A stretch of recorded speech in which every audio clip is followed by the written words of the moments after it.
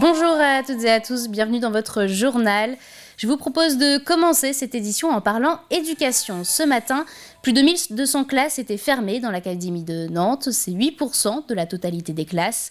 Un protocole qui vient s'ajouter à des absences d'enseignants à Palluau, par exemple au collège Saint-Paul. Entre arrêt maladie, isolement et pénurie de remplaçants, organiser l'emploi du temps est devenu un vrai casse-tête. Pierre Dalicieux. Pas facile de s'organiser dans ce collège comme dans beaucoup d'autres. Ces élèves sont dans la salle de restauration collective, mais l'heure du repas est encore loin. Le but, rester au chaud en attendant le prochain cours. On trouve toutes les stratégies pour pouvoir accueillir les élèves coûte que coûte. Et donc là, ils sont au self en attendant la prochaine heure de cours. Ils font quoi? Ils font des jeux? Donc là, ils s'occupent avec des jeux de société sous la responsabilité d'un éducateur. Et donc ils iront en cours après, donc en troisième heure de la matinée.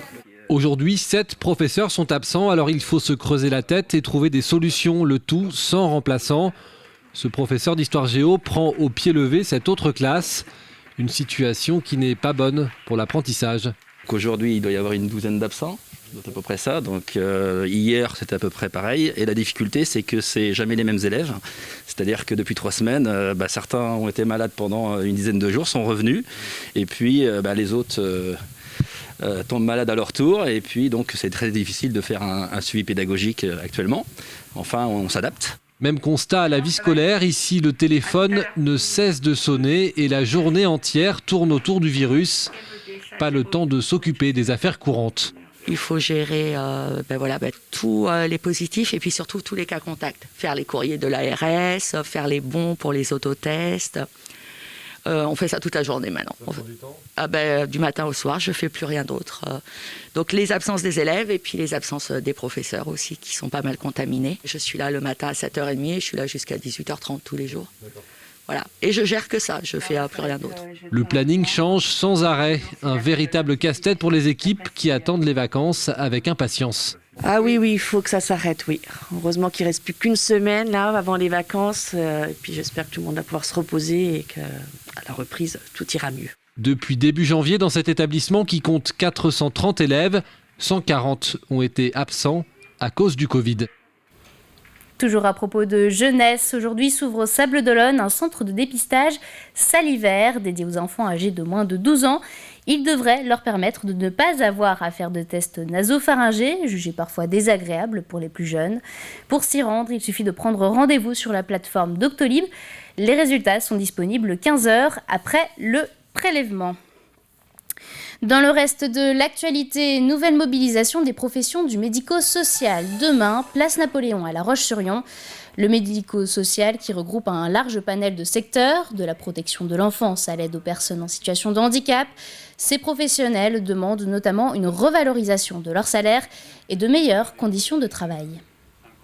Il y a clairement un souci dans les modalités de travail et les moyens alloués.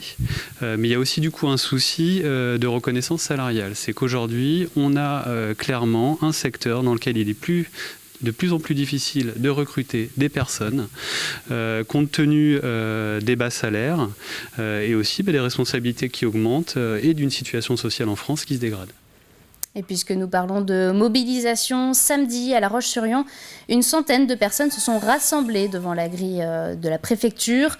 Une manifestation organisée par un collectif de professeurs et parents d'élèves pour dénoncer la situation d'une famille sénégalaise et dont la demande d'asile a été refusée par l'administration française. Aujourd'hui obligés de quitter le territoire, une mère et ses 4 enfants seront expulsés de leur logement d'ici 15 jours.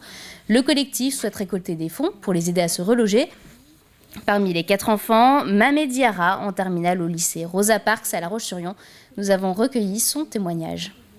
On voulait vivre au Sénégal comme tout le monde, comme tous les Sénégalais, mais vu que c'est impossible, on est venu en France pour se faire protéger. Et la deuxième chose, c'est de dire merci à tout le monde, merci d'être là, mais merci de nous soutenir. L'urgence, ça va être l'accès à un logement, à un hébergement pour cette famille, une aide pécuniaire aussi, donc notamment via la cagnotte Litchi qui existe. Et puis après, ça peut être aussi un soutien, inviter la famille à faire des sorties, inviter la famille à manger, la proposition de vêtements. Enfin voilà, c'est vraiment là dans l'urgence, c'est vraiment le côté matériel. Demain, ils seront 4 Vendéens à plaider au tribunal de Nantes pour la finale des petites plaidoiries, un concours destiné aux élèves de terminale ayant choisi l'option droit et grands enjeux du monde contemporain. Ils auront donc 5 à 7 minutes pour convaincre un jury sur un sujet d'actualité et être le plus éloquent possible. Pour cette 4e édition, 12 binômes ont été retenus pour la finale. Parmi eux, Coralie Mornay et Alban Guillet du lycée Notre-Dame à Challans. Nous les avons rencontrés en pleine préparation pour le jour J. Un reportage d'Albin Mouton. La décision sur laquelle vous allez vous pencher aujourd'hui est d'une simplicité aberrante et on pourrait facilement penser qu'elle ne mérite même pas d'être abordée devant une institution aussi prestigieuse que ce Conseil. Dernière répétition pour Coralie Mornay et Alban Guillet. Dans quelques heures, ils devront réciter leur plaidoirie au tribunal judiciaire de Nantes. Leur thème imposé, défendre l'instauration du pass sanitaire dans les établissements scolaires. On a fait beaucoup de recherches. Au début, on ne trouvait pas vraiment de sources fiables. On ne trouvait pas forcément les textes de loi qui nous intéressaient. Au moment de l'écriture, on s'est dit au début qu'il fallait faire une bonne introduction. Même si on ne donnait pas un argument juridique dès le début, il fallait qu'on amorce le sujet de la manière la plus concise et la plus claire possible. Mais notre professeur nous a beaucoup aidé là-dessus parce qu'elle nous avait déjà donné par exemple des sources sur lesquelles on pouvait se pencher pour commencer justement, pour nous aider à démarrer. Alors que la Grande Cour européenne des droits de l'homme a elle-même reconnu que la vaccination obligatoire n'était pas une atteinte aux droits fondamentaux de tout être humain. Un concours pour lequel les 2 élèves de terminale ont apprécié travailler, notamment dans l'optique de leurs futures études. Ça nous entraîne pour notre oralité, notre rhétorique, donc ça nous entraîne pour n'importe quel métier au final, pour notre vie plus tard.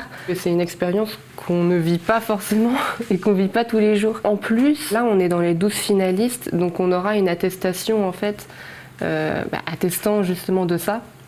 Donc on pourra le mettre sur notre CV, dans notre dossier Parcoursup. Malgré les heures de travail et une préparation bien rodée, il reste tout de même un peu d'appréhension. On nous a dit qu'il fallait surtout pas stresser, que déjà là où on était arrivé c'était déjà très bien, que même si on gagnait pas après c'était déjà très bien. Et on est passé plein de fois devant notre classe, après on est repassé encore une fois, ils nous ont donné des conseils, ils nous ont posé des questions qu'on serait susceptibles d'avoir après. Donc on a vraiment été bien préparés. Donc ça nous a permis de réduire un peu notre appréhension. Même s'il en reste un peu, mais ça nous a bien aidé. Et en vrai, ça va le faire. 12 binômes sont donc en lice pour cette 4e édition du concours des petites plaidoiries, dont 4 binômes vendéens. Les résultats seront proclamés ce mardi à partir de 16h30. Toujours au chapitre éducation, en ce moment, c'est la saison des portes ouvertes. Vous le savez, un moment important pour l'orientation des étudiants. Et parmi les établissements qui ont ouvert leurs portes ce week-end, l'URMA Vendée, un centre de formation et d'apprentissage spécialisé dans l'artisanat, un secteur qui attire de plus en plus de jeunes. Écoutez. La demande est forte et puis il y a surtout une chose qui a changé depuis une décennie, c'est l'image de nos métiers artisanaux. Et aujourd'hui, nos jeunes vont vers ces métiers qui sont des vrais parcours de réussite. Cette image-là, nous n'avions sans doute pas il y a 20 ans ou 30 ans, mais aujourd'hui, il y a une vraie bonne image sur les métiers d'artisanat qui attirent des jeunes. C'était l'un des événements à ne pas manquer ce week-end, le retour du champion de MMA, Cyril Gane, à La Roche-sur-Yon. Pour son arrivée, ils sont nombreux à être venus à sa rencontre samedi soir. Pour rappel, il y a une semaine, en Californie, Cyril Gane a tenté de décrocher le titre de champion du monde, mais s'est finalement incliné face au tenant du titre, ce qui n'a pas empêché ses fans d'être au rendez-vous. Reportage. Ils étaient nombreux ce samedi soir pour accueillir Cyril Gane au Parc Expo des Oudéries. Un soutien pour le Vendéen de retour chez lui après son combat dans la nuit du 22 au 23 janvier dernier. Il y avait un événement déjà qui a été fait donc le jour du combat, un énorme soutien. Les gens se lèvent pour moi, ils cassent leur rythme, ils cassent leur nuit, ils s'empêchent d'aller en week-end pour me supporter, donc c'est la moindre des choses d'être là pour eux aujourd'hui. Un combat qui, malgré la défaite, aura permis de mettre en lumière le MMA, une discipline encore méconnue en France et en Vendée. Le MMA est encore méconnu, j'ai l'impression, le mois dernier. J'ai des amis, des parents, etc. qui ne suivaient absolument pas et qui du jour au lendemain, j'ai adoré le combat. J'ai adoré Cyril, c'était super, c'était une superbe soirée. Donc ça c'est très encourageant et c'est surtout flatteur. À l'intérieur de la salle, 1 millier de personnes au total étaient venues l'acclamer, échanger avec lui et le voir de leurs propres yeux. On le suit depuis qu'il est là. Donc voilà, c'est un gars de chez nous qui parle de chez nous, ça fait du bien.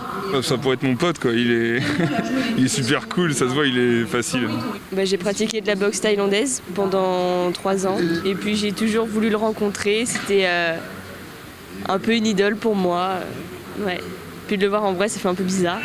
La ville de La Roche-sur-Yon entend également surfer sur la personnalité et les performances de Cyril Gane.